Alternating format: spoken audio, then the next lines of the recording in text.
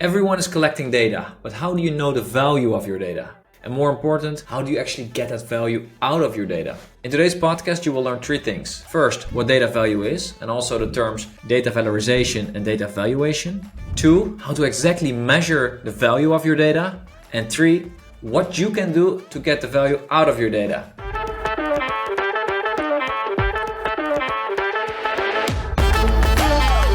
Welcome to Data and AI Talks, where we talk about everything you need to know when you work in data or AI, or if you want to work in this field. My name is Vincent Spruit, and I help data professionals with developing their career. If you're new to our podcast, please subscribe if you like the content, and let's jump into it. For today's topic, I have invited a guest, Barbara Peruskovic. Barbara, you have a lot of experience in BI and data. I think you worked 10 years as an engineer and then another 15 years in management. And well, maybe you can tell us a little bit about yourself. Hi, Vincent. My name is Barbara, and as you can see from my last name, I'm actually from Eastern Europe, and I'm a failed mathematician who ended up at information management department 30 years ago because I could program in 6 languages. And I have never done anything else in my life than work with data. So I kind of have a handicap. I can't do anything else. So, and what are you doing now? Where are you working on?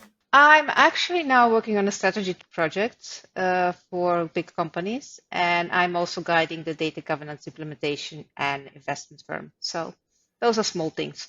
Mouthful. Yeah, I saw your LinkedIn. It's very impressive. You worked for many different organizations, specifically in the Netherlands, but international companies. And yeah, I think it's really nice that you're here and that we're going to discuss this topic. Before we start, maybe can you explain a little bit about what data value is? Everybody is talking about value. I actually saw on your LinkedIn, you're also saying, okay, do you want to get value out of your data? And we all do that. We all have our pitches around creating value. And then at the end of the game, we invest quite a lot of money gathering data, hiring data engineers, building platforms, actually taking care of data, sometimes buying data. And then we asked, what was the achieved value? And usually the answer that you get is anecdotes. Like, oh yeah, you remember that one time when we... But if we really want to be data driven and if we really want to do data as an asset, data is oil, data is gas, all those terms, and then data should be on annual reports. Okay, guys, how? If you don't know how to calculate that value and actually present it, how are you going to determine if all of those effort is making any sense? And that's also the part that we want to measure everything except the fact of we really succeed with data. This is kind of strange, right? Yeah, I think a lot of organizations think that data value is maybe unmeasurable. Or what is your idea about it? Yeah, it's usually, but that's just an excuse because actually it's an intangible asset and it's difficult to calculate value. But we started that 30 years ago, and there are quite a lot of frameworks about and models how one can do that, especially in different settings. It's different for a commercial organization, it's different for a governmental organization, but it is possible. We just don't want to do the effort because I think we will be not pleasantly surprised by the outcome. Unpleasantly surprised. Exactly. Yeah, I think, of course, organizations like Facebook and Google have been understanding the value of data long before the rest of us, and they probably have set up a lot of ways to measure it. But for the rest of the organizations that maybe are a little bit more new with data, they have data, but they're not so much working with AI yet. I hear, for example, I just had a talk with a CDO, and he said, yeah, I came to the CFO and I said, yeah, we need to work with data, with AI. He says, yeah, but what if we don't do it?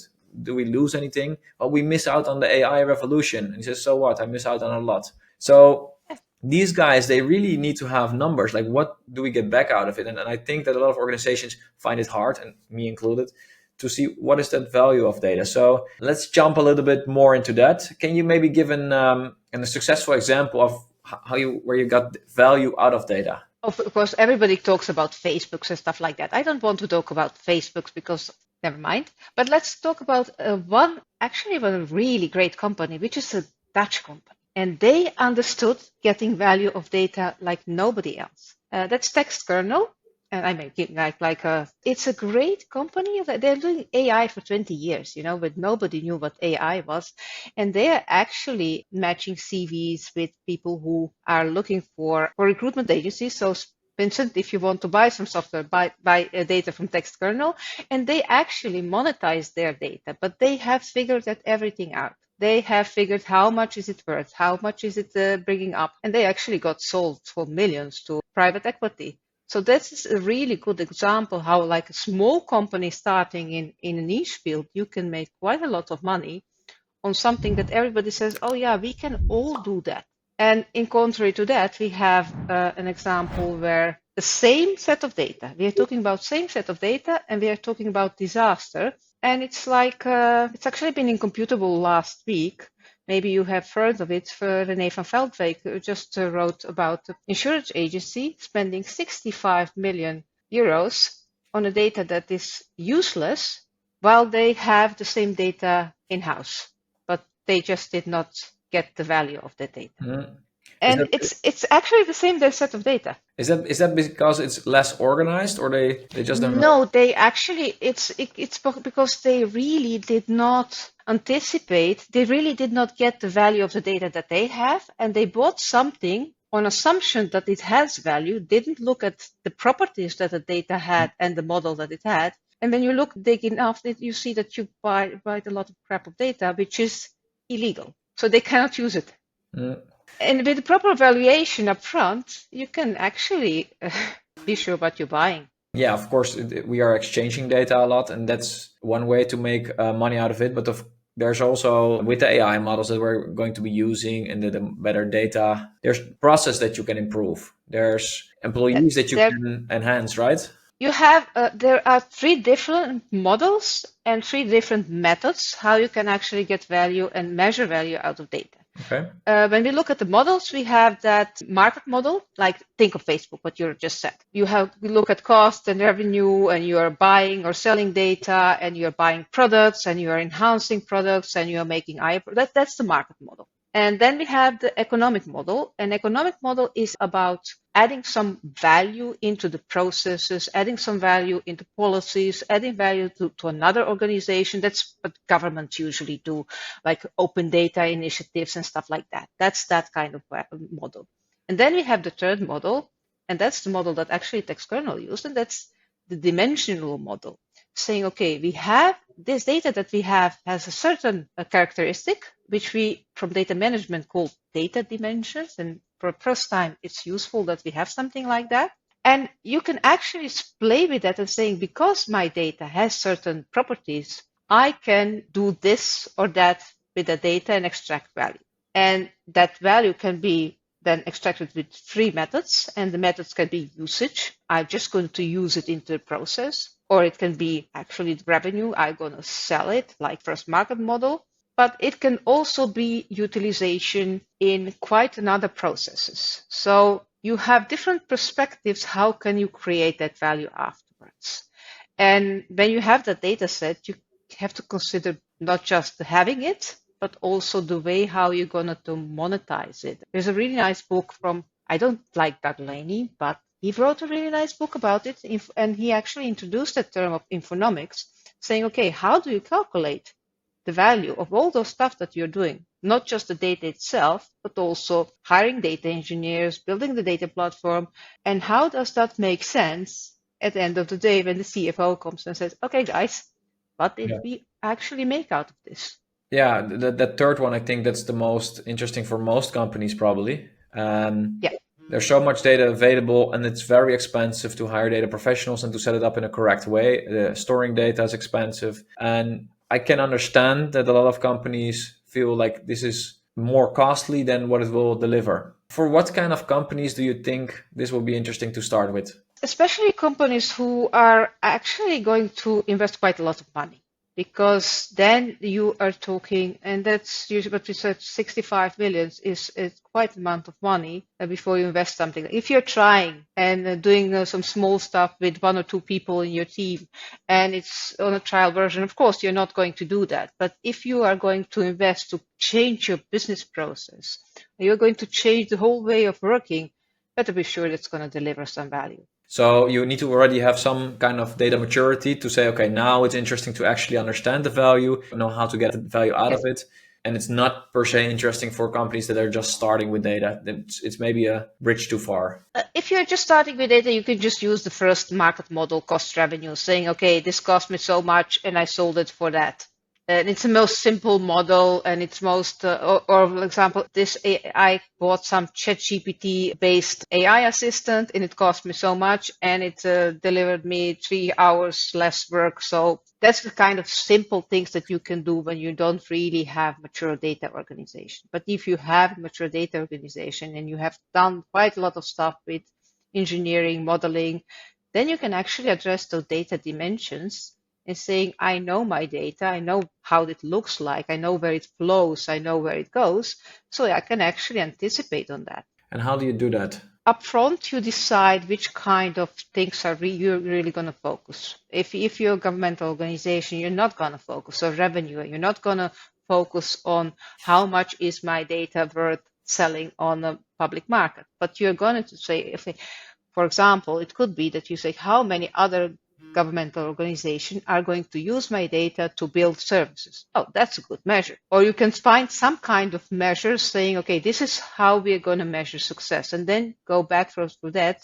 looking at your data sets and looking at how much does it cost to actually extract them and get those distinct quality measures. For example, if you're going to build something which quite a lot of people are used, you don't want to deliver sets who are full of empty values because people are just gonna lose faith. And there are some companies who are actually selling you that. I have been there. I have bought a data set for 25,000 euro, which was half empty. My CFO was not pleased. Usually you don't really get to see the data beforehand, right? You don't know what you're buying exactly. Maybe you get to see the first lines, but those are always perfect. Yeah, but when you have your own data organization, you can actually organize that. You can organize the quality rules, you can set it up, you can actually investigate before you say, oh, we're going to build a great AI model on this, Exactly. and it's not going to work. Yeah, but it's quite a lot of work. So you really have to have a mature organization. Yes, and I guess there needs to be good data, because if your data is bad, then the value probably is also a lot lower. Is data quality an important factor in measuring data value? Data quality, to know what your data quality is. If you have a low data quality, it means that you're going to pretty much have to rely on your data valorization. So it's going to be your data capacity that's going to make a difference. And it means probably that's going to be more costly to actually achieve that value. If you had better data, you would probably have less effort. But it's not impossible. If you have the data valorization side, like enough knowledge to do so, it can be done. What is data valorization? So data valuation itself is saying, okay, this is how much this data is worth. Data valorization is actually a process of getting that value, that business value attached to the data. And it means that you have quite a lot of data capabilities, data engineers, data scientists, whatever your data capabilities are, together with your data. And actually that creates data valorization, that knowledge combined with data. And if you're lucky, it's not just axiom 1 + 1 = 2, but it's going to be 1 + 1 = 3. And if you're not lucky, then you probably end up somewhere in red. Do you have maybe an example of it? Because I'm still finding it a little bit hard to grasp. I was also doing research on it online, Googling data valorization and valuation and looking in YouTube, and I found that there's not much known about it. So can you explain it to me in easier terms? Yeah, for example, if you look at you want to use a data set, for example, for developing a new service, and you always use that data set. It was a great data set because you were doing quite a lot of things with your customer to email, and you had their email address, and you had their birth date, and you had all the relevant information, so you can actually communicate quite well. So you thought my data is perfect for my business, and it was. Never had a problem, doing great. And then you go like, yeah, I can do something more with the data. Let's go wild. Let's build a service. Let's build an IE-based service who's gonna call our customers at the moment that's really important in their life because we have their birth date and stuff like that. And we are going to explain them with a light message what we're going to offer. Sounds good, right? And you calculate and you say, okay, this new service, we have this data, it's good data, we don't have to do much about it. We just missed a few fields, but we never use those fields, so that's not important. You know how that goes. And then you guys actually go and say, okay, if we store it there, it's going to cost us that. And you have that and you think, well, this is a nice business case. We can sell this for like every time that people get that message, it's going to cost them like 5 cents. So you think I have everything in place. I have the utilization, I have all the costs, I know my data very well, and I can actually build this new service. What you did not realize is that new service actually is using mobile phones, probably because, you're not going to send an email and wait until and your original data set does not have the recent phone numbers, and you can actually not check them if they're recent, because if they're not valid, you cannot check them. This happens to insurance agency. This is not something that we actually, and this was a big major business case because they already bought the software and data engineers and everybody's already working it. And the thing starts going off and they realize 50% of their customers never engage with them through their mobile phones. They did have the mobile phones, but they were not real mobile phones. So actually the success of launch of the new product was kind of diminished. If they have looked at the dimension of saying, okay, is this really accurate and usable? Is this little thing that's called phone number usable from data perspective, not from process perspective, they would probably have figured this one out. And in the previous context, the data was really valuable and good for service. In a new context, they forgot that they actually had to do context measurement, saying in a new setting, are the same properties of data having the same value? No, they're not. So I understand this example, but is then data value only interesting for companies who want to monetize it? Or if you want to be working, for example, like most companies more with LLM, with AI models, machine learning, is it interesting to understand how valuable your data is at that point? Or is it only interesting to sell it?